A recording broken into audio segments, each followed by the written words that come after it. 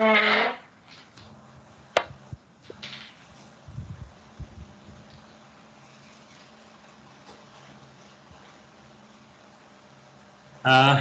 हमारा आज का है यस, तो आपको जो रीडिंग के लिए दिया था वो भी इसमें इंक्लूड करेंगे।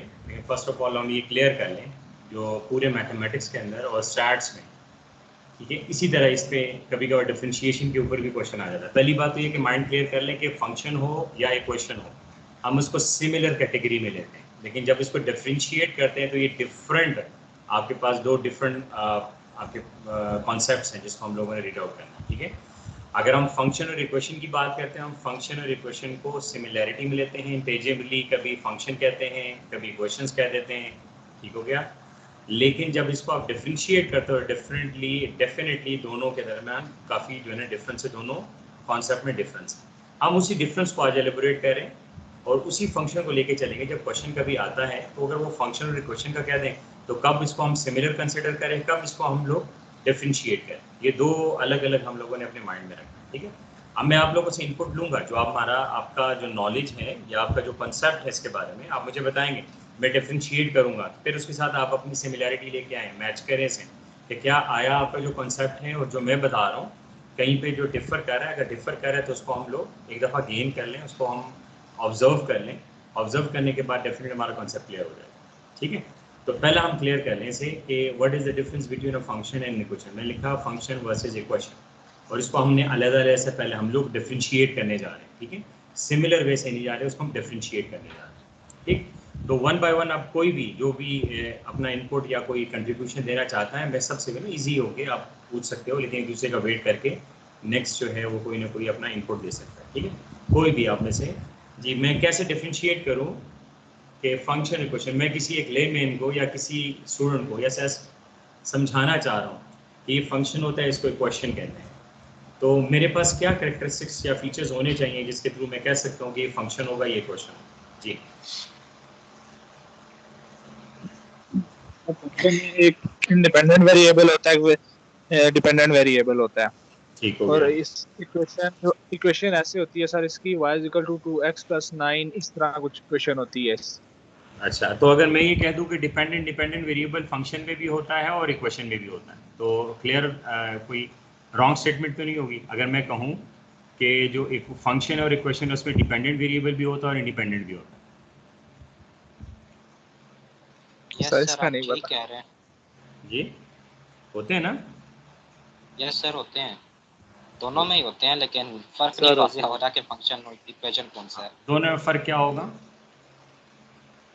सर जो मैंने स्टडी किया था इंटरनेट पे वो ये कह रहा था कि फंक्शन के is the changing of one thing to another and equation is the declaration of, कहते हैं कि similarity between the two things. ठीक है, और कोई? सर फंक्शन वो बाइनरी रिलेशन होता है सर, जिसमें क्या नाम है, डोमेन सर सिंगल हो सर, डोमेन रिपीट ना हो। अच्छा, आप सपोज कर लिए एक स्टूडेंट को डोमेन और रेंज का पता ही नहीं है, तो क्या उसको कैसे मैं समझाऊं और मजीद कितना सर डोमेन इनपुट और सर रेंज आउटपुट। अच्छा, चलिए आप इनपुट और आउटपुट को देखते हुए आप अगर मैं इसको डिफरेंशिएट करूं तो फंक्शन और इक्वेशन में क्या डिफरेंस हो जाएगा?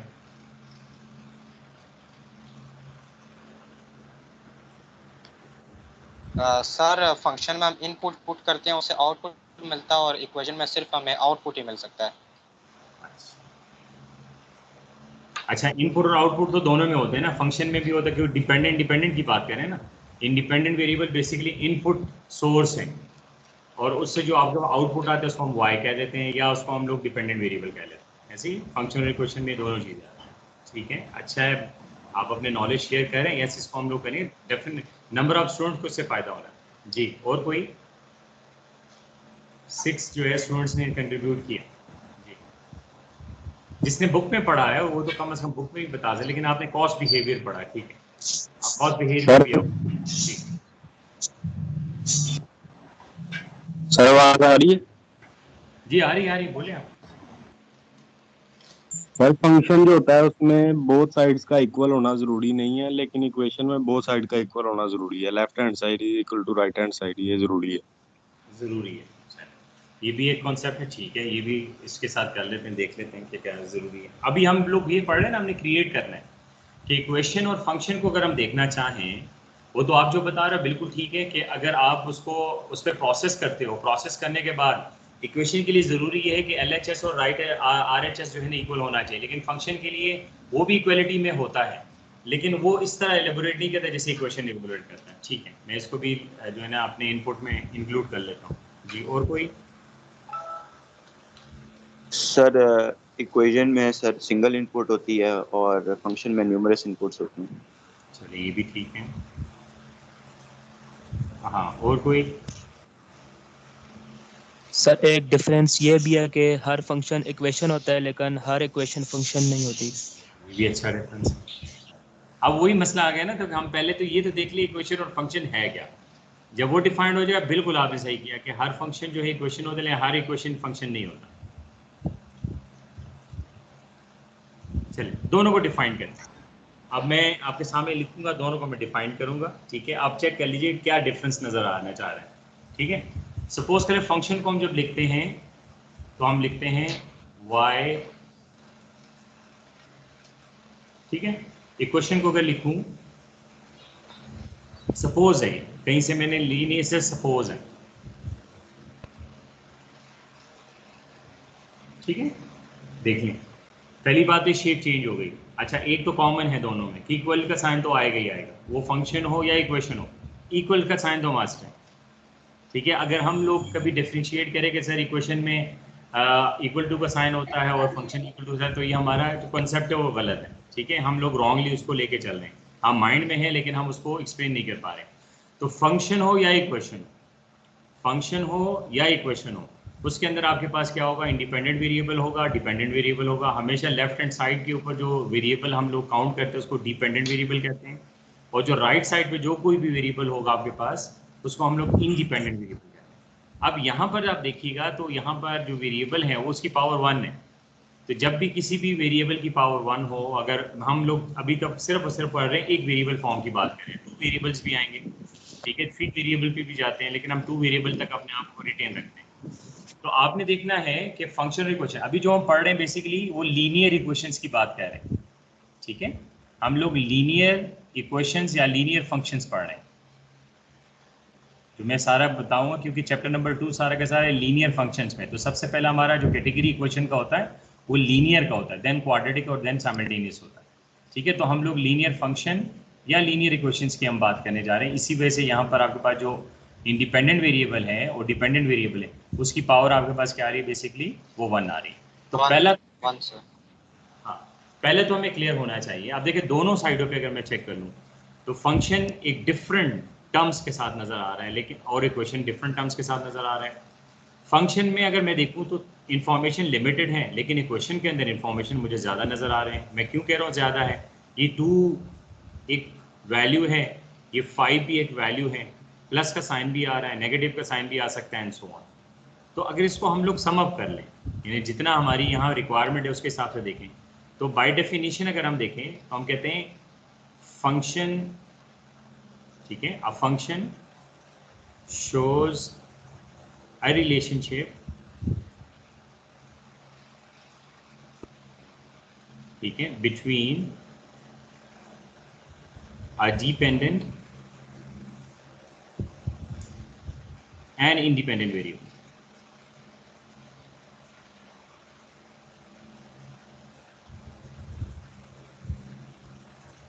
ठीक है, अगर इक्वेशन को मैं डिफाइन करूं तो इक्वेशन आपके पास क्या होगा, it shows a detailed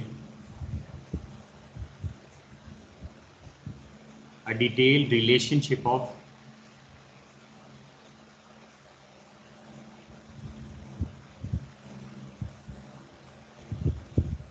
dependent and independent variable.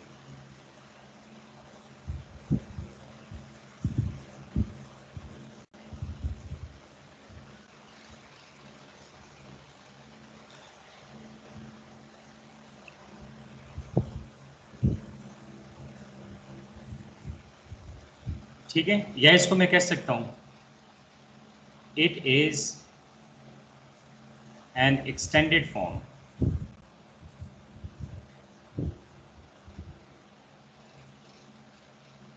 Of a function. ठीक हो गया? जो डिटेल्ड आपकी इंफॉर्मेशन होती है फंक्शन की, फंक्शन तो शो करता है ना कि डिपेंडेंट वेरिएबल के अंदर क्या रिलेशनशिप है। अब रिलेशनशिप क्या होता है वो भी डिफाइन करते हैं। ठीक है, तो फंक्शन जो है वो हमें क्या बता रहा होता है कि what is a relationship between dependent variable which is always taken या assumed at left hand side, जो हम इक्वेशन लिखते हैं, any dependent variable on the right hand side, दोनों में जो रिलेशनशिप एक्सप्लेन होता है, ठीक है, उसको हम लोग बेसिकली फंक्शन कहते हैं, जिसको फंक्शनैलिटी कहते हैं। इक्वेशन बेसिकली क्या है, वो उस फंक्शन का जो एक्सटेंडेड फॉर्म है वो बेसिकली इक्वेशन के थ्रू हम लोग एक्सप्लेन करते हैं। अब extended form, more detail form, अब आप देखें मैंने वहां लिखा y is a function of x, बस इतना सा आ गया। लेकिन दूसरी साइड पे क्या लिख रहा हूँ, y is equal to 2 + 5x, इसका मतलब है 2 और 5 के कोई ना कोई मीनिंग तो होगी ना, प्लस के साथ कुछ ना कुछ हुआ, तो इसको हम क्या कहते हैं, डिटेल रिलेशनशिप। ठीक है, आपके पास है जो कि फंक्शन का मजीद जो एलेबोरेटेड फॉर्म है वो बेसिकली आपके पास क्या होता है, उसको हम लोग इक्वेशन कहते हैं। इसका मतलब है जब फंक्शन डिफाइंड होगा इक्वेशन आ जाएगा, जब कभी भी फंक्शन डिफाइंड होगा इक्वेशन आएगा। इसको आपने ज़हन में रखना है। तो सबसे पहले इसको माइंड में रख लिया, सबसे पहले फंक्शनैलिटी को डिफाइन किया जाता है, और फंक्शनैलिटी जो डिफाइंड होती है तो वो एक रिलेशनशिप के ऊपर बेस करती है। जब कभी भी फंक्शन जो डिफाइंड होता है वो एक रिलेशनशिप पे बेस करता है। तो जो रिलेशनशिप आपके पास हो सकती है वो बेसिकली हमारे पास 2 फॉर्म में हो सकती है। या तो आपके पास क्या हो सकता है, वो कि आपके पास पॉजिटिव रिलेशनशिप हो सकता है, ठीक है, पॉजिटिव रिलेशनशिप है बिटवीन एक्स एंड वाई, यानी बिटवीन 2 वेरिएबल्स, क्योंकि ग्राफ के ऊपर हम 2 वेरिएबल्स लेते हैं तो उसकी बात करें। पॉजिटिव रिलेशनशिप हो सकता है। पॉजिटिव के अलावा आपके पास उसको हम लोग नाम देते हैं, डायरेक्ट रिलेशन का नाम भी देते हैं। पॉजिटिव भी हो सकता है, डायरेक्ट रिलेशन भी हो सकता है। ठीक है, पॉजिटिव डायरेक्ट, इसका मतलब क्या हुआ कि एक्स एंड वाई, एक्स और वाई क्या है, वेरिएबल है, x and y moves in the same direction.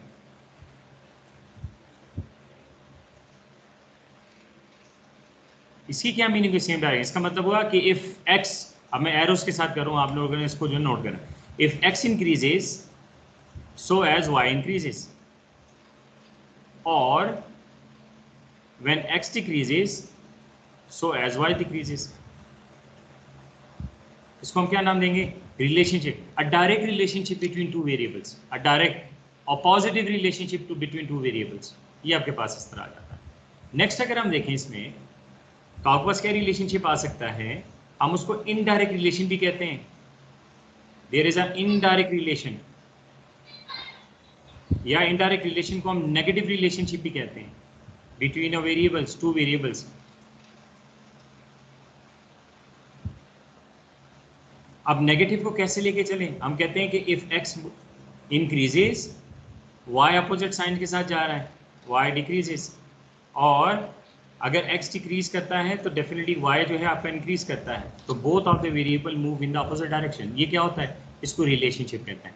तो इसका मतलब फंक्शन हमें सिर्फ और सिर्फ रिलेशनशिप बताता है कि जो दोनों वेरिएबल्स हैं क्या वो मूव करें सेम डायरेक्शन, या दोनों वेरिएबल्स जो है वो मूव करें अपोजिट डायरेक्शन। ये 2 आपके पास बताया। सपोज कर लें इसमें कैसे मूव करें अपोजिट डायरेक्शन, एग्जाम्पल ले लेते हैं। अभी आजकल खबरों में भी हर जगह जो है ना, न्यूज़ में आपको सुनते जा रहे हैं, ठीक है, कोरोना का इम्पैक्ट देख रहे हैं। तो अगर मैं सपोज कर एक रिलेशनशिप बिल्ड करूं एक डिपेंडेंट वेरिएबल को अपने लिए, लेट्स से मैं कह देता हूं जो जॉब्स अवेलेबिलिटी है, जिसको हम एम्प्लॉयमेंट कहते हैं लेकिन अपनी आसानी के लिए जॉब्स कहते हैं, जो जॉब्स अवेलेबिलिटी है, जॉब्स अवेलेबिलिटी है इज द फंक्शन ऑफ, ठीक है, is the function of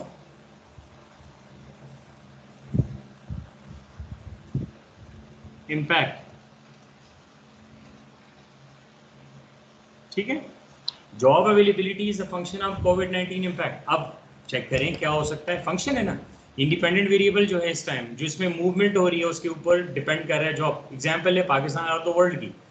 अगर कोविड-19 कोरोना का इम्पैक्ट मजीद इंक्रीज हो, यानी इसके अंदर जो है वो इंटेंसिटी आए, खुदा ना खासा जैसे इंटेंसिटी आती रही है, तो जॉब्स की जो अवेलेबिलिटी वो क्या हो रही थी, इंक्रीज हो रही थी, कम हो रही थी, ऐसे ही कम हो जाएगी। यस, कम हो जाएगी।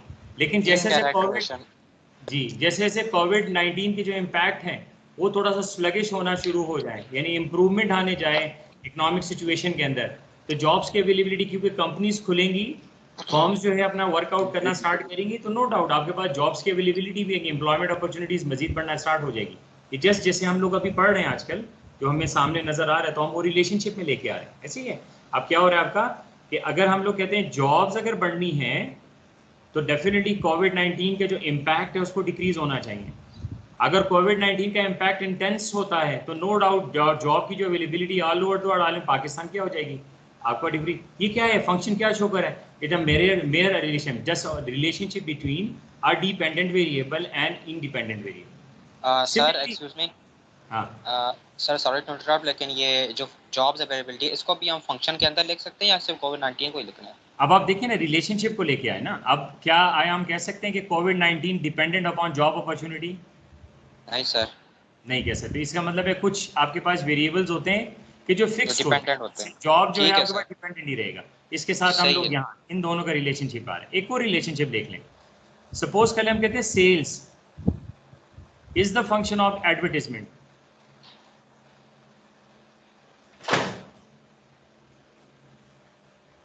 एडवर्टाइजमेंट क्या होती है, कुछ मुझे बता सकें? सिंपल वर्ड्स में, जो हम टेलीविजन के ऊपर कमर्शियल्स देख रहे होते हैं ना, इसको हम एडवर्टाइजमेंट कहते हैं। ऐसे ही Yes, जो sir. कमर्शियल जो है टेलीविजन पे आए दिन देख रहे होते हैं, ठीक है, कमर्शियल ने हमारा माइंड इशारा वो किया होता है कि आपके पास आ रहा हो तो उसे सुन, ये आपके पास है। हम कहते हैं कि जितनी अट्रैक्टिव एडवर्टाइजमेंट होगी, ठीक है, माउंटेन ड्यू की आपके पास आ रही है ना, कितनी अट्रैक्टिव है, जितनी अट्रैक्टिव एडवर्टाइजमेंट होंगे, जितना अट्रैक्टिव हो या जितनी ज्यादा एडवर्टाइजमेंट होगी, सेल्स कम होगी ज्यादा होगी? ज्यादा से ज्यादा होना शुरू होंगी ना। सिंपल सी बात। एडवर्टाइजमेंट क्यों किया जाता है? इसी वजह से की जाते हैं कि आपकी जो सेल्स हैं वो बढ़े। लेकिन अगर advertisement as compare to other competitor थोड़ी स्लगिश हो या कम करना शुरू कर दें, तो लोगों को क्या पता कि आपके पास आपका जो प्रोडक्ट आ रहा है मार्केट में वो किस तरह का होगा? नहीं पता चलता ना, क्योंकि नॉलेज प्रोवाइड करता है। तो डेफिनेटली आपकी सेल्स जो होगी एज कंपेयर टू अदर्स आपके पास क्या होगी, स्लगिश हो जाएगी। तो ये कौन सा रिलेशनशिप हुआ? There is a direct relationship between sales and, ठीक है, एडवर्टाइजमेंट या कमर्शियल्स। क्लियर हो जाएगा ना? ये क्या है, ये रिलेशनशिप है। अब हम सिर्फ रिलेशनशिप देख रहे हैं कि रिलेशनशिप क्या हो सकता है, पॉजिटिव हो सकता है। पॉजिटिव का मतलब क्या है, x and y are both of the variable move in the same direction. Negative क्या होगा, both of the variable move in the opposite direction. Opposite का मतलब क्या होगा, एक इंक्रीज होगा दूसरा डिग्री हो, खत्म। इसको इतना हम माइंड में रखते हैं। ये क्या है, ये जस्ट रिलेशनशिप है, a relationship between two variables. क्यों, हम ग्राफ पेपर के ऊपर हमेशा दो वेरिएबल्स को लेके आते हैं, लेकिन जब हम उसको एक्सटेंडेड फॉर्म में लेके जाते हैं तो वो 2 से 3 से 4 भी हो सकते हैं, डिपेंड करता है। लेकिन मैंने आपको क्या कहा कि हमेशा सबसे पहले फंक्शन बिटवीन टू वेरिएबल्स को डिफाइन किया जाता है। जब फंक्शन जो है वो सक्सेसफुल हो जाए, फिर उसके बाद एलेबोरेट कर रहे होते हैं कि क्या इसका बन क्या सकता है, किस तरीके से हो सकता है एंड सो ऑन। ये जो मैं आपको बता रहा हूँ आपको कोर्स में भी मिलेगा। जैसे ये एग्जांपल सिर्फ आउटसाइड दिए कि आपको, क्योंकि आजकल जितने भी इकोनॉमिक सिचुएशन चल रही है ना, तो आपको वो टॉपिक सामने नजर आ रहे हैं कि कभी आप सोचेंगे भी नहीं, ठीक है ना, आपने सोचा। तो ये आपके पास देखें, ये जस्ट मैंने आपको एक्स्ट्रा दिया क्योंकि जो लोग देख रहे हैं, सिचुएशन को चेक कर रहे हैं, अपने सराउंडिंग्स में देख रहे हैं, पेरेंट्स की जॉब्स वगैरह के ऊपर देख रहे हैं, तो आए दिन जो बातें हो रही होती है वो यही हो रहा था कि जितना कोरोना बढ़ेगा ना, जैसे स्कूल्स की एग्जांपल ले लें, स्कूल्स में जो जॉब्स हैं, स्कूल में भी टीचर्स की जॉब्स हैं, तो जितना जितना इम्पैक्ट हो रहा है, स्कूल जितने बन जाएंगे, तो डेफिनेटली जब अर्निंग होगी तो आप प्रोवाइड करोगे ना, आप सैलरीज वगैरह दोगे। तो जब नहीं होगी तो क्या कर सकते हैं हम लोग, ये प्रॉब्लम्स हमारे पास चल रही है। ठीक हो गया?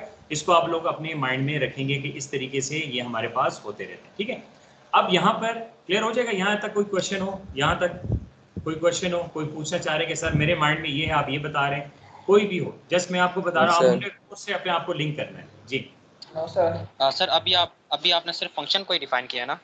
हाँ जी बिल्कुल। अब आऊँ एक क्वेश्चन, क्यों फंक्शन मुझे अगर क्लियर हो जाए तो ये क्वेश्चन में प्रॉब्लम नहीं है। ओके सर, क्लियर हो गया।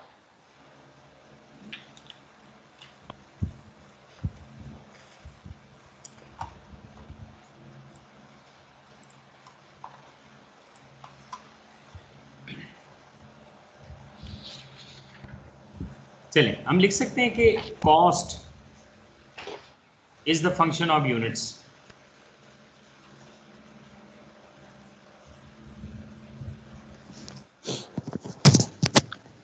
Yes sir. Yes sir.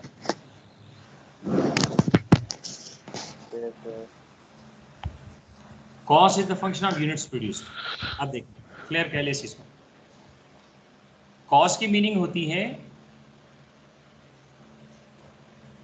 खर्चा कहते हैं, इसको अखराजात भी कहते हैं, इसको हम लोग कंजम्पशन भी कहते हैं,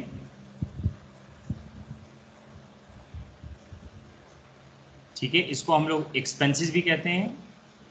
सर प्राइस कहते हैं? नहीं, प्राइस नहीं कह सकते ना, प्राइस नहीं कह, यहाँ मैंने प्राइस की कोई बात ही नहीं की, ठीक है, कॉस्ट की बात कर रहा हूँ, ठीक है, खर्चा अखराजात। अब वो प्राइस के थ्रू ही आप करते हो ना। लेट्स से मार्केट में जाते हैं, 2 पैकेट आप लेस परचेज करते हैं, ठीक है, तो हमने 100 रुपये पे कर दिए, तो मैं उस 100 की बात कर रहा हूँ। तो 100 आपके पास हुआ, वो क्या, वो आपका कंजम्पशन हुआ, वो आपके अखराजात हुए, वो आपके खर्चे वगैरह हुए। इसको हम लोग यहाँ पर बात करें। हम कहते हैं कि अगर अखराजात किसी कंपनी के इंक्रीज़ होते हैं तो वो डिपेंड करता है कि कंपनीज में ऑपरेशंस कितने चल रहे हैं। ये वो वाला ऑपरेशन नहीं है जो हॉस्पिटल्स में होते हैं। हम ऑपरेशंस की बात करते हैं, बिजनेस ऑपरेशंस की बात करते हैं। बिजनेस ऑपरेशंस क्या हो गए? स्कैन्स बेसिकली एक प्रॉफिट ओरिएंटेड, प्रॉफिट ऑब्जेक्टिव को रखते हुए एक इंस्टीट्यूट है, प्राइवेट इंस्टीट्यूट है। स्कैन्स ने क्या ध्यान में रखना है कि मेरा बहुत सारा प्रॉफिट हो। प्रॉफिट तब मिलेगा जब मेरी बहुत सारी अर्निंग होगी, ऐसे ही है। तो कंपनी जो स्कैन्स है उसकी कॉस्ट भी तो हो सकती है ना, कॉस्ट है ना उसकी, सैलरी हमें दे रहे हैं, पे कर रहा है, तो स्कैन्स की क्या है? खर्चे है ना। स्कैन्स जो है बिल्डिंग की जो है आपके पास मेंटेनेंस रख रही है, स्कैन्स जो है रोज़ नीटिंग क्लीनिंग हो रही है, ठीक है, यहाँ पर रोज़ाना एयर कंडीशंस वगैरह ये सारा चल रहे थे। स्कैन्स के क्या हो गए? ये खर्चे अखराजात हुए। आप स्कैन्स के लिए क्या हुए? रेवेन्यू हुए ना। आप स्कैन्स के लिए क्या हुए? स्कैन्स आप मेन सोर्स ऑफ इनकम का, स्टूडेंट जो है एजुकेशन डिपार्टमेंट का या जो एजुकेशन इंस्टीट्यूशन है उसका मेन इंग्रेडिएंट है, मेन इनपुट है उनकी अर्निंग का सोर्स है जो स्टूडेंट है। जितने एडमिशन ज़्यादा होंगे नो डाउट उनकी रेवेन्यू बढ़ेगी, जितने एडमिशन कम होंगे नो डाउट उनके जो रेवेन्यूज होगी वो कम होगी। तो हम यहाँ जो बात कर रहे हैं वो कॉस्ट की बात कर रहे हैं, खर्चे की बात है, अखराजात की बात कर रहे हैं। हम कहते हैं खर्चे अखराजात डिपेंड करते हैं किस चीज़ के ऊपर? नंबर ऑफ ऑपरेशंस के ऊपर। अगर आपके पास सपोज कर ले कोरोना के इम्पैक्ट को देख लें तो कंपनीज बंद हुई, नो डाउट कंपनीज के अखराजात कम हो गए ना। लेकिन अगर सपोज कर ले कंपनीज में प्रोडक्शन हो रही हो, प्रोड्यूस हो रहे हो, प्रोडक्शन हो रही हो, नंबर ऑफ यूनिट्स बन रहे हो, 100 यूनिट, 200 यूनिट, 300 यूनिट, तो नो डाउट लाइटिंग ज़्यादा होगी, नो डाउट आपका क्लीनिंग ज़्यादा होगी, नो डाउट मेंटेनेंस ज़्यादा होगी। इससे क्या होगा? खर्चे बढ़ते चले जाएंगे ना। तो हम लोग क्या कहते हैं, जो अखराजात या कॉस्ट होते हैं वो basically is the function of unit produce होता है, is the function of unit produce होता है। ये एक फंक्शन है जो हमने डिफाइन कर लिया, ये एक फंक्शन है जिसको हमने डिफाइन कर लिया।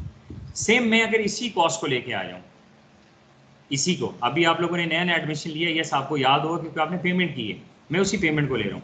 मैं कहता हूँ कॉस्ट जो है of AFC admission at scans, ठीक है, cost of AFC admission at scans, ठीक है, equals to, it is the function of number of papers enrolled. बना सकते हैं ना, एक रिलेशनशिप बिल्ड कर सकते हैं जी। Yes sir. यहाँ पेपर्स क्या होंगे? यूनिट्स होंगे ना। Yes sir.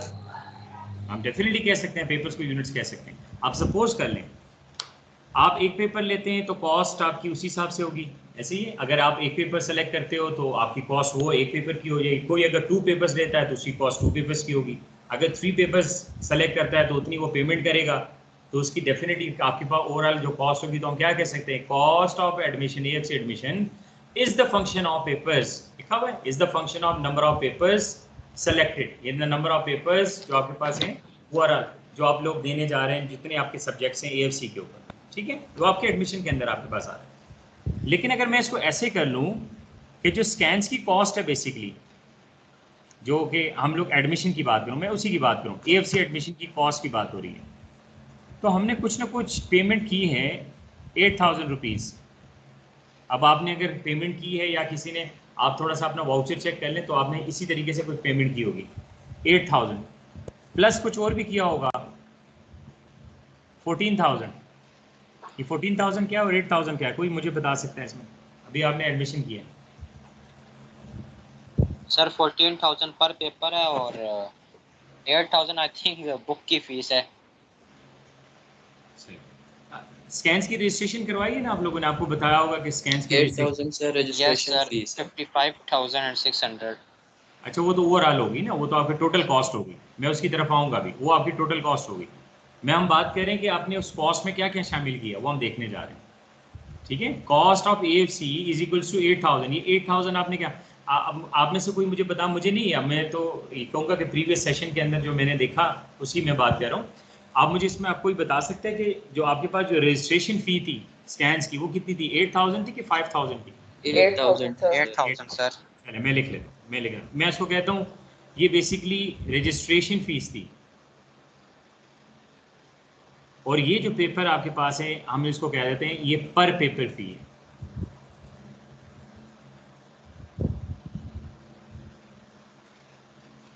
अगर सपोज कर ले पर पेपर की मैं बात कर लूँ, ठीक है, पर पेपर का हमेशा ये होता है, सपोज कर ले आपने एक पेपर सेलेक्ट किया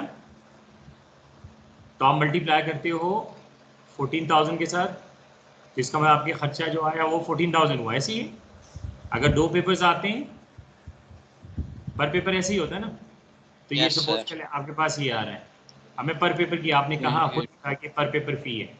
लेट से मैं इसके साथ एक और चीज़ ऐड कर लूँ, एक वेरिएबल ऐड कर लूँ, लेट से उसको मैं x कह देता हूँ। उस वेरिएबल को x कहा, इसका मतलब क्या हुआ, पेपर्स। खैर यहाँ पर मैं जो पेपर्स कह रहा हूँ ना, बेसिकली पेपर्स की मेनी मीनिंग वो एग्जाम पेपर्स नहीं है। लेट से मैं इसको थोड़ा और क्लियर कर दूँ कि डाउट ना आ जाए, इसको हम सब्जेक्ट्स कहते हैं। तो इसको भी मैं यहाँ सब्जेक्ट लिख लेता हूँ कि मज़ीद क्लियर हो जाए, क्योंकि आप एडमिशन है और बाद में पेपर्स वगैरह की बात होगी, हम सब्जेक्ट्स कहते हैं।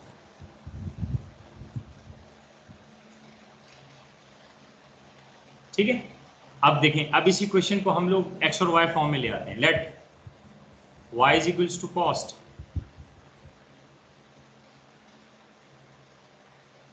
x is equals to number of subjects. अब मैं अगर इसको ऐसे लिख दूं, y is equals to 8,000 plus 14,000 into x, एक इक्वेशन बन गई। Yes sir. ऐसी है। अब मुझे एक बात बताएं, अगर आपके पास 0 पेपर्स हों,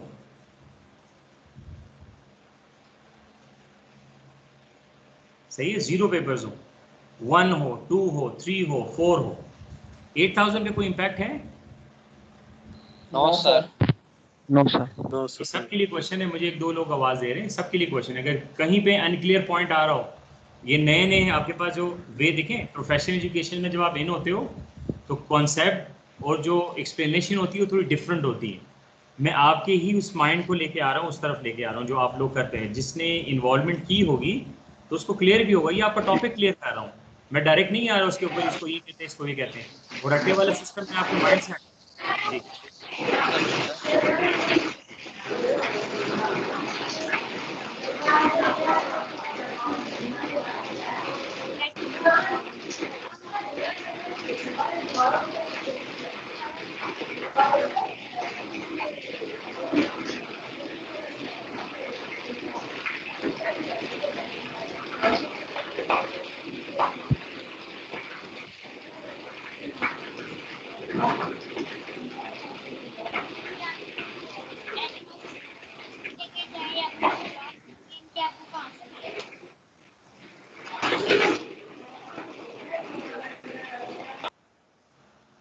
माइक जरा अपने ऑफ रखा करें ना, बिल्कुल डिस्टर्बेंस होती है। अगर बात करनी है तो बिल्कुल माइक ऑन कर लें, ठीक है, कोई मसला नहीं है। अगर आप माइक ऑन रखेंगे तो फिर डिस्टर्बेंस आती है। चलिए अब देखें, अब इसको हम कैटेगराइज करें। अगर आपके पास कोई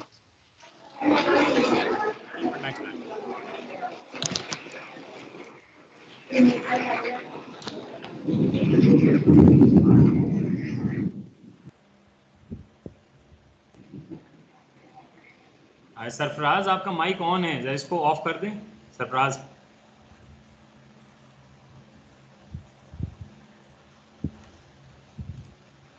चलिए इसको देख लें।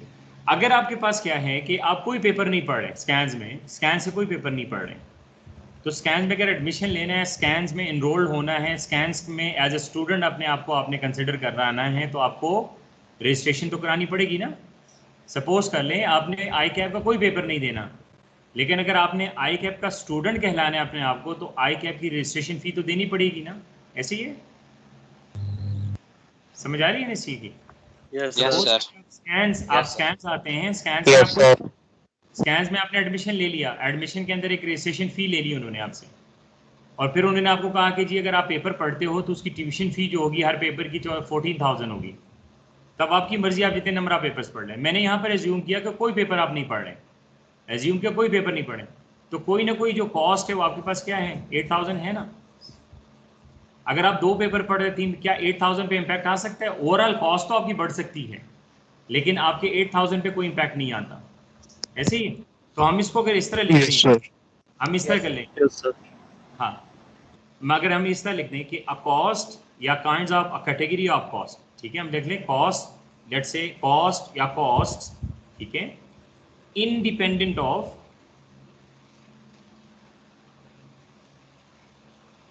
Business operations.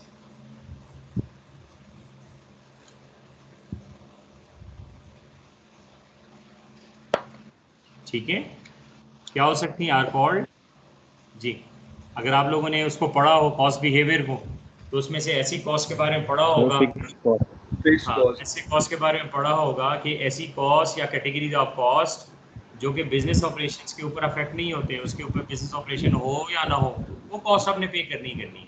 उसका नाम क्या होता है? उसको नाम देते हैं हम लोग fixed cost. Fixed cost. Sir ये सर्टेन टाइम पीरियड के लिए नहीं होती? जी यस, ये टाइम पीरियड पे डिवाइड, इसको पीरियड कॉस्ट भी कहते हैं, टाइम पीरियड पे। हम सिर्फ एक टाइम पीरियड की बात करें, नेक्स्ट टाइम पीरियड में हो सकता है चेंज हो, लेकिन वो उस टाइम पीरियड में फिक्स रहेंगे। सही है, ये जो हम करें टाइम से रिलेट करें, यस टाइम से रिलेट करें, इसकी जो डेफिशिएंसी या लिमिटेशन वो टाइम के ऊपर डिपेंडेंट होती है, इसी वजह से हम इसको फिक्स कह रहे हैं। ठीक है, ये आपके पास आ गई।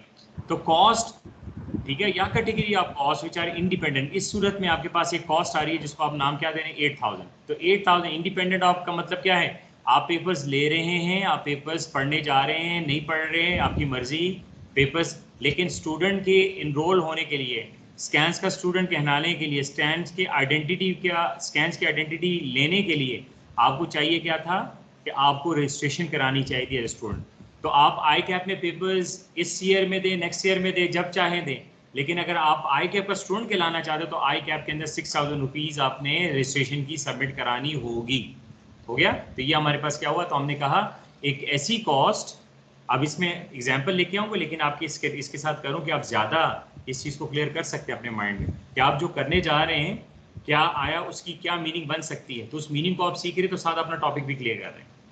तो ऐसी कैटेगरी ऑफ कॉस्ट कि जो कि इंडिपेंडेंट ऑफ बिजनेस ऑपरेशंस होते हैं। अब एग्जांपल इसकी ले लें, आप देखें, सपोज करिए स्कैंस में अभी इस टाइम क्लासेस नहीं हो रही, लेकिन ऑनलाइन क्लासेस नो डाउट हो रही है। हो गया? अब स्कैंस में क्लासेस हो या ना हो, हम फिजिकल क्लासेस की बात करें, लेकिन स्कैंस के पास जो स्टाफ है अगर वो रिटेन होता है तो उनको अगर क्लासेस जो है 2 हो रही हो, 4 हो रही है, 5 हो रही है, जो उसने स्टाफ को रिटेन किया हुआ है उनकी सैलरीज जो है उसने टाइमली मंथ वाइज उसको पे करना पड़ेगा। हो गया? सपोज के लिए अगर उसका पे रोल, इसको पे रोल कहते हैं, ठीक है, जो ये सैलरीज वगैरह स्टाफ की होती है उसको नाम हम देते हैं अकाउंटिंग में पे रोल। अगर पे रोल उसका स्कैंस का लेट से 10 लाख रुपया है, ठीक है, उसमें जितने नंबर ऑफ एम्प्लॉइज, हम कहते हैं उसने कोई एम्प्लॉई को, ठीक है, जॉब से आउट नहीं किया, लेकिन हम कहते हैं सारे एम्प्लॉइज है उसके पास जो उसकी पे रोल 10 लाख है। अब मुझे पता है स्कैंस में अगर, ठीक है, 8 आवर्स जो है क्लासेस हो रही हो, 10 आवर्स क्लासेस हो रही हो, 5 आवर्स क्लासेस हो, वो जो उसके पास स्टाफ की जो सैलरी पे रोल है, जब तक अगर वो रिटेन रखता है उसे, ठीक है, 10 लाख एक टाइम पीरियड के अंदर, उसके ऊपर कोई इफेक्ट नहीं आएगा, बेशक उसकी क्लासेस आपकी जितनी ज़्यादा होती हो। ठीक है, कुछ कॉस्ट ऐसी होती हैं कि जिसमें अगर सपोज कर ले इलेक्ट्रिसिटी बिल्स की बात कर लेते हैं, क्लासेस जितनी ज़्यादा होगी इलेक्ट्रिसिटी का बिल उतना ज़्यादा आएगा। ऐसे ही होता है ना, हम लोग ऐसे लेके आते हैं। ठीक है, तो हम लोग बात जो कर रहे हैं सबसे पहले कैटेगरी ऑफ कॉस्ट की, ऐसी कॉस्ट या ऐसी कॉस्ट कि जो इंडिपेंडेंट ऑफ बिजनेस ऑपरेशन हो, जैसे सैलरीज हो गई, रेंट हुआ, रेंट की बात कर लें, सपोज के स्कैंस में एडमिशंस हो रहे हैं या नहीं हो रहे हैं, तो जो लैंडलॉर्ड है, लैंडलॉर्ड वो जिसने अपना जो पूरी बिल्डिंग है वो उनको प्रोवाइड किया स्कैंस को रेंट के ऊपर, तो जो लैंडलॉर्ड है, ठीक है, जो लैंडलॉर्ड है या वेंडर है, जो लैंडलॉर्ड है उसने क्या कंसर्न रखना है कि इनका बिजनेस चल रहा है, अच्छा चल रहा है, बुरा चल रहा है, नहीं चल रहा है, जैसे भी है, उसका सिर्फ लिंक क्या है कि महीना पूरा हुआ, उसने कहा जी मेरे अकाउंट में चेक ट्रांसफर कर लो, हो गया। तो कुछ कॉस्ट ऐसी होती हैं कि वो बिजनेस ऑपरेशन पे डिपेंडेंट नहीं होती। ये नहीं है कि बिजनेस कॉस्ट नहीं होती, वो बिजनेस कॉस्ट ही होती है, लेकिन वो बिजनेस की जो ऑपरेशन उससे इंडिपेंडेंट होती।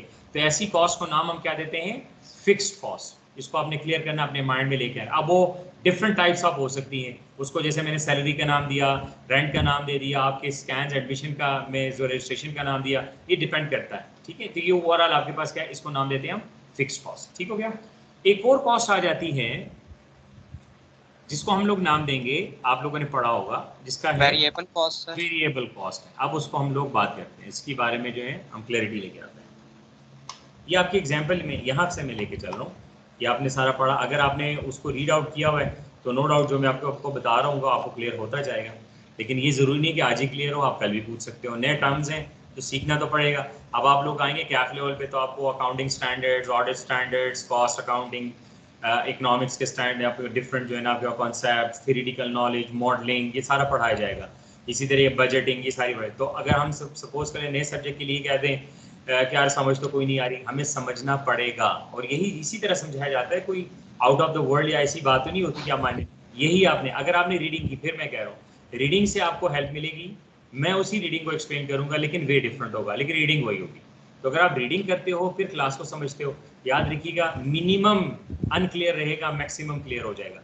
लेकिन अगर दोनों साइडों पे फॉलो नहीं करते तो डेफिनेटली वो चीज़ें जो है ना स्ट्रेस में जाना शुरू करेगी। तो हम क्यों स्ट्रेस लें, हम एज ए सब्जेक्ट लें, नई चीज़ें आपके पास आती हैं, नए कॉन्सेप्ट्स आते हैं, हम उसको सीखते हैं, पहले सुनते हैं, फिर उसको अप्लाई करते हैं, सोचते हैं, नहीं होता नेक्स्ट डे क्वेश्चन करते हैं, क्लियरिटी आना स्टार्ट हो जाती है, ठीक है। अब आपके पास है, देखें ये जो दिया हुआ है आपके पास, ये जो गिवन है 14,000 इंटू एक्स की बात की है उसने, ठीक है। तो मैं इसको अगर लिखूं यहाँ पे तो मैं लिख सकता हूँ कि पर पेपर फी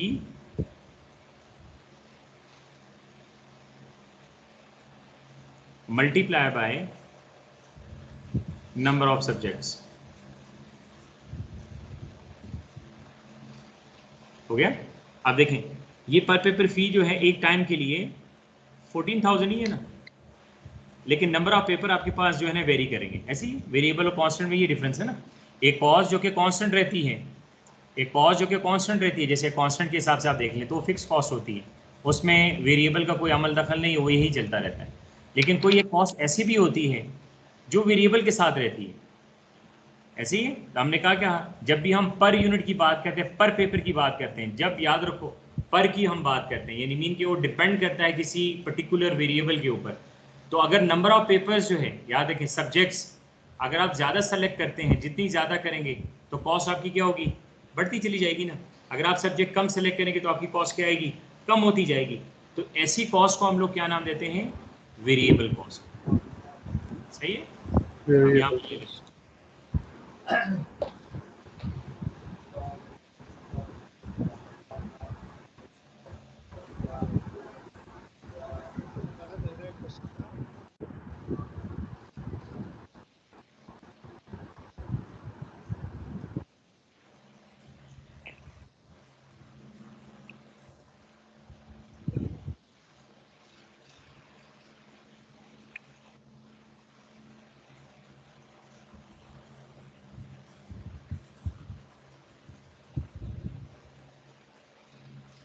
ऐसी कॉस्ट जो कि बिजनेस ऑपरेशन पे डिपेंडेंट है। सपोज कर लें अब आपने स्कैन में कोई पेपर नहीं पढ़ना, आपकी वेरिएबल कॉस्ट कितनी है सर? 14,000 ये जीरो। हाँ, सपोज कर लें स्कैन में कोई पेपर नहीं पढ़ना, तो एडमिशन की कॉस्ट क्या होगी, 8,000 होगी। इसका मतलब वेरिएबल कॉस्ट आपकी कोई भी ऐसी। तो अगर बिजनेस ऑपरेशन ही नहीं है, लेट्स से नया रेस्टोरेंट हम ओपन कर रहे हैं, नया स्कूल ओपन कर रहे हैं, नया रेस्टोरेंट ओपन कर रहे हैं, नया स्कूल ओपन कर रहे हैं, तो स्कूल और रेस्टोरेंट तब जाके ऑपरेशनल होगा जब इनॉग्रेशन होगी। किसी हम लोग जो है वो MPA MNA या किसी ब्रिगेडियर ओवर को बुलाएंगे, दुआ होगी, उसके बाद वो फीता कटेगा, उसके बाद कस्टमर आना शुरू हो जाए। मैं उससे पहले की बात कर रहा हूँ कि अभी इनॉग्रेशन कुछ नहीं हुई, आपने क्या किया, एक पर्टिकुलर शॉप परचेज की या पर्टिकुलर कॉस्ट रेंट किया, रेंट पे लिया, उसके बाद आप वहाँ पर टेबल्स वगैरह, आपके और फिक्सचर्स, फिटिंग्स, पंखे वगैरह ये सब कुछ लगाए जा रहे हैं, ठीक है। आप उसको एक स्टैंडर्ड फॉर्म में लेके आ रहे हैं कि ये ऑपरेशनल हो जाए।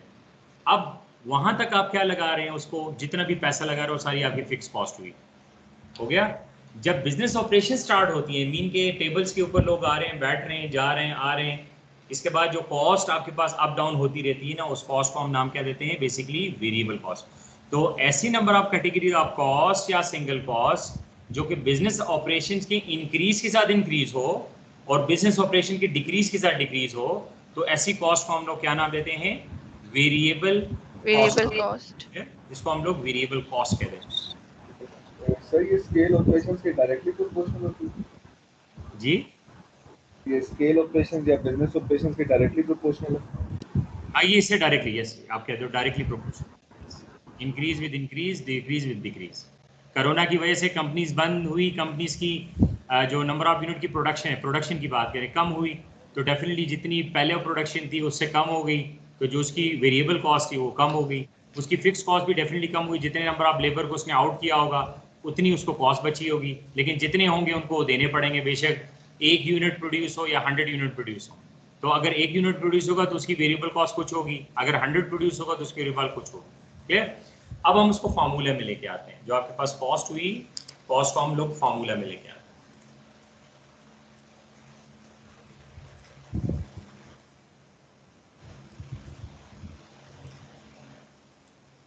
अब क्या वेरिएबल कॉस्ट को हम इस तरह फार्मूले में लिख सकते हैं, जैसे आपकी यहाँ पर मैं लिख लेता हूँ वेरिएबल कॉस्ट। अब आपने इसके जो शॉर्ट फॉर्म है उसको सीखना है, हमने इसी तरीके से करना है, ठीक है। वेरिएबल कॉस्ट जिसको हम नाम क्या देते हैं, VC कैपिटल, या इसको हम नाम क्या देते हैं, TVC total variable cost. Variable cost कहते हैं या टोटल, सेम कैटेगरी में आते हैं, वेरिएबल कॉस्ट या टोटल वेरिएबल कॉस्ट। उसके एक फार्मूला हम लोग यूज़ करते हैं जब आप कैलकुलेट करोगे। फार्मूला उसका होगा आपके पास कॉस्ट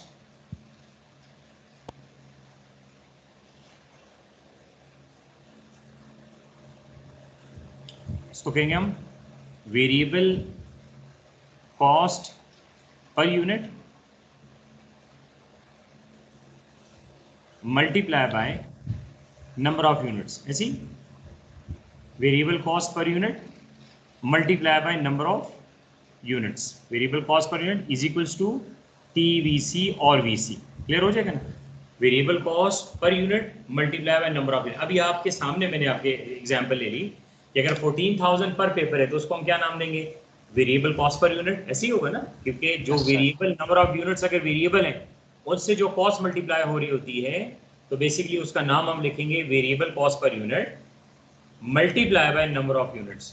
तो जब ये दोनों मल्टीप्लाई हो जाएंगे तो आपकी क्या आएगी, इसको हम क्या कहेंगे, TVC कहेंगे। एग्जाम्पल आप ले रहे हैं, सपोज कल हम एडमिशन की बात कर रहे हैं, AFC की बात हो रही है।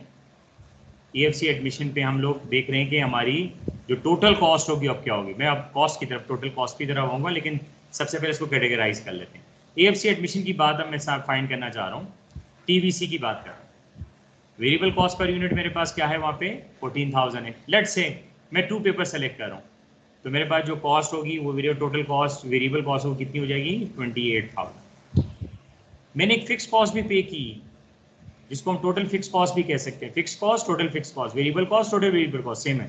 एक वेरिएबल कॉस्ट भी, फिक्स कॉस्ट भी पे किया जिसको नाम क्या दिया मैंने, 8,000। तो जब आपके पास वाउचर मिला, जो आके फाइनल वाउचर ट्रांजैक्शन का प्रूफ होता है, ऐसे ही है ना, फाइनल वाउचर जो कोऑर्डिनेटर ने आपको प्रिंट करके दे दिया और उसके ऊपर ऐसे ही साइन, ठीक है, साइन के साथ कर दिया और आपको कहा फलां बैंक में जमा करा दे, ऐसे ही है ना। तो ये आपके पास क्या हुआ, जो टोटल वाउचर आपको मिला, तो टोटल वाउचर को हम लोग बेसिकली नाम क्या देते हैं, टोटल कॉस्ट नाम दे रहे हैं, ठीक है, या TC जैसे टोटल कॉस्ट। तो कितना आपके पास आया, ये 36,000 का वाउचर आपके पास आया। अब आपने ये नहीं कहना सर आपने तो इससे ज़्यादा पे किया होगा, ज़्यादा पे किया होगा तो डेफिनेटली नंबर ऑफ पेपर ज़्यादा सेलेक्ट किए होंगे ना, तो मैं सिर्फ 2 पेपर्स की बात में कैलकुलेशन ईजी होता है, ठीक। तो अगर इसको हम लोग सम अप कर लें, ये जो आपके पास कैटेगरी ऑफ कॉस्ट आपके पास आ गई, तो इसको अगर आप सम अप कर लें तो आपके पास एक फार्मूला बन जाएगा जिसको आप लिखोगे कि बेसिकली जो बिजनेस कॉस्ट होती है, जिसको टोटल कॉस्ट हम कहते हैं, जब बिजनेस ने अपनी टोटल कॉस्ट को ऐड करना हो ना, तो बिजनेस के पास टोटल कॉस्ट होगा TC is equals to TFC plus TVC. हो गया, ये आपके पास भी नहीं। अब मैं अगर इसको इक्वेशन में लिखूं, ये तो टोटल हो गए ना, अब मैं इसको इक्वेशन में लिखना चाह रहा हूं, तो इक्वेशन में लिखूंगा तो नाम क्या लिखेंगे, हम लिखेंगे T C is equals to, it is a constant value plus without a variable value plus TVC का फॉर्मूला लिखूंगा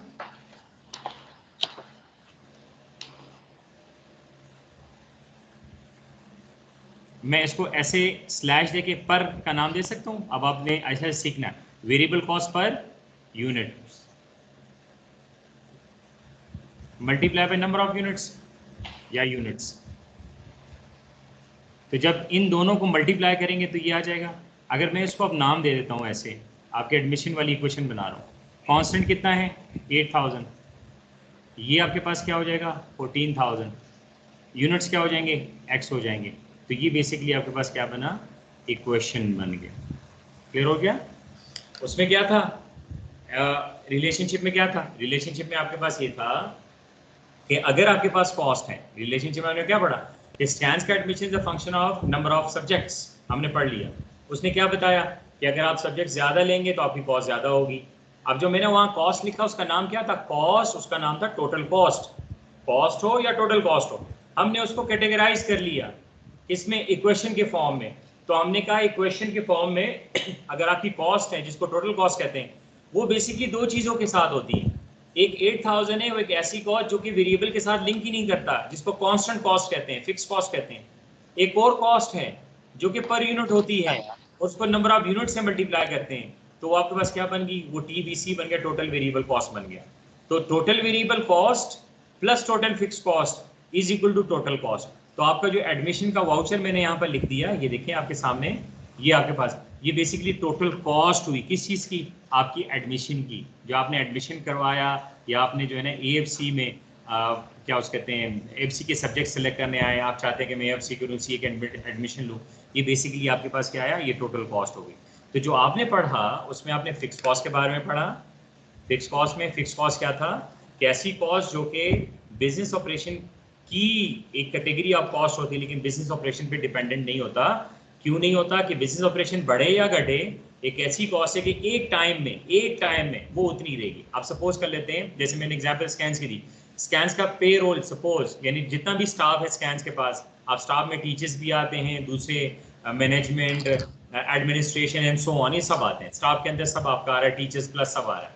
तो जितनी एम्प्लॉइज हैं, चले इसको नाम एम्प्लॉइज दे रहे हैं, एम्प्लॉइज का मतलब है कि जितने लोग जॉब कर रहे हैं स्कैन्स के अंदर, सारे एम्प्लॉइज की जो टोटल पे है या टोटल जो उनको सैलरीज दी जाती है, सपोज इसको नाम पे रोल नाम देते हैं, एग्रीगेट करके पे रोल कहते हैं। तो टोटल पे रोल जो स्कैन्स का लेट से वो 10 लाख हो गया। इसका मतलब हुआ 2020 में अगर स्कैन्स ने पे करना है, क्योंकि हर कंपनी का कोई ना कोई फाइनेंशियल ईयर होता है 12 महीने होते हैं, हर कंपनी के 12 महीने होते हैं अकाउंट्स के। तो हम 12 महीने की बात करते हैं, हम 1 साल की बात करते हैं।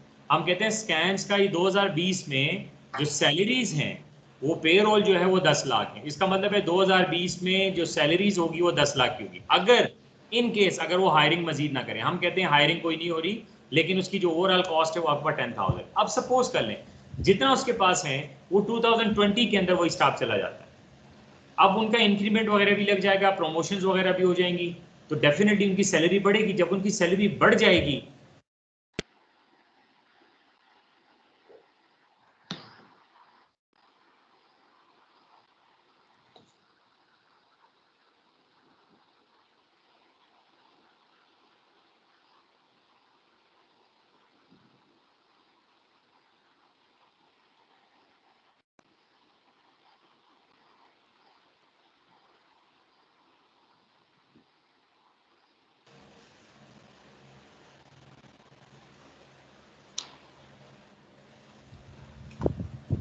थोड़ी सिग्नल्स की प्रॉब्लम आ गई, थोड़ा सा डिस्कनेक्ट हुआ। चले आप इसको माइंड न कीजिए, अब मैं इन चीज़ों को फेस करना पड़ेगा।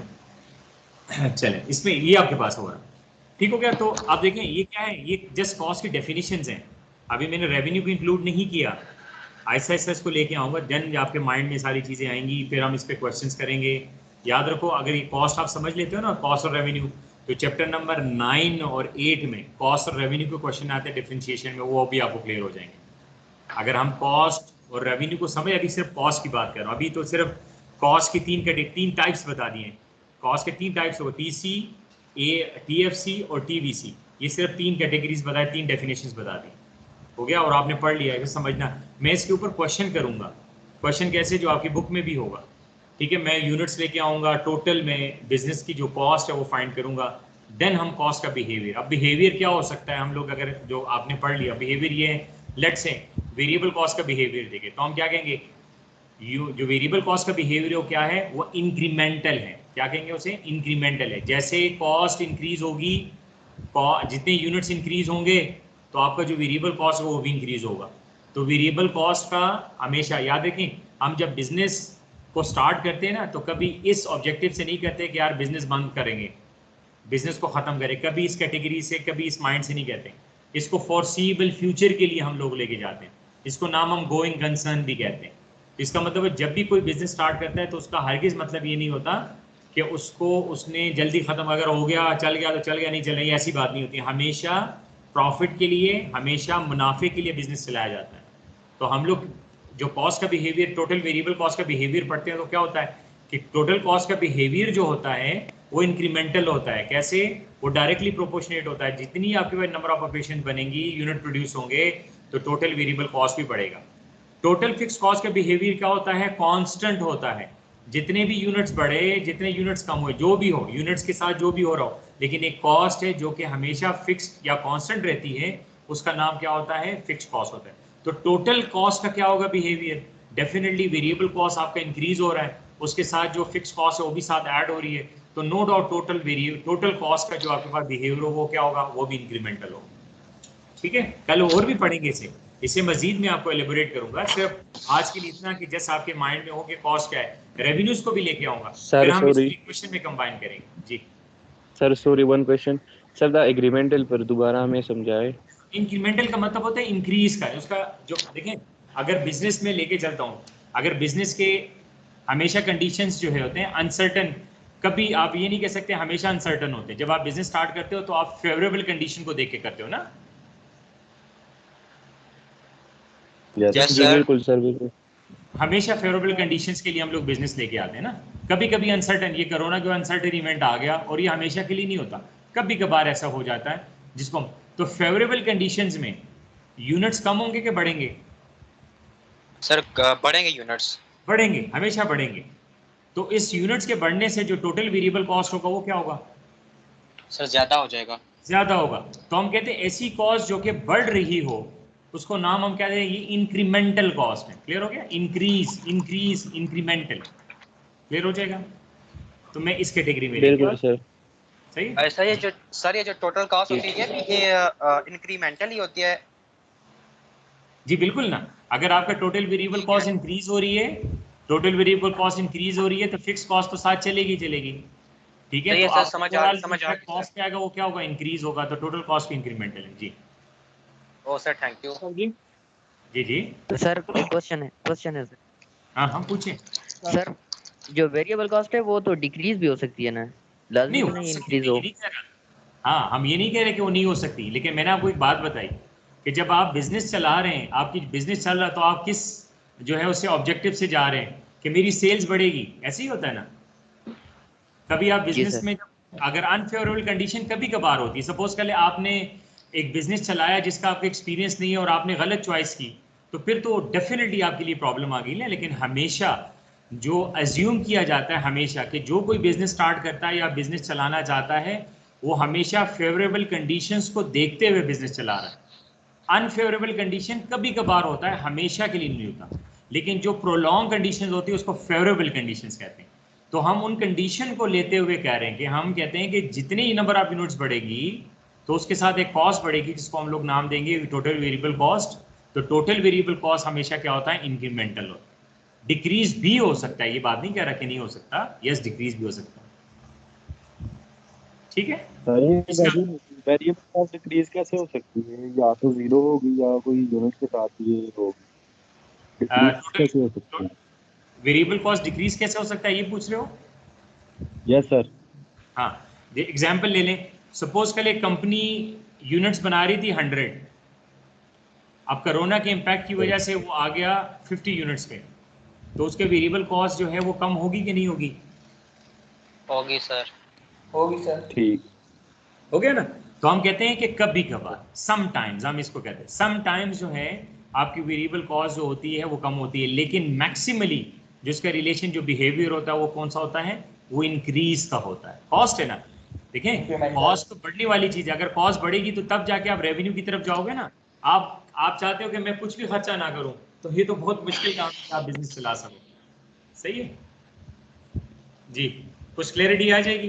तो ये टॉपिक जो है हमने टॉपिक को आज इसी तरह ओवरऑल इतना करना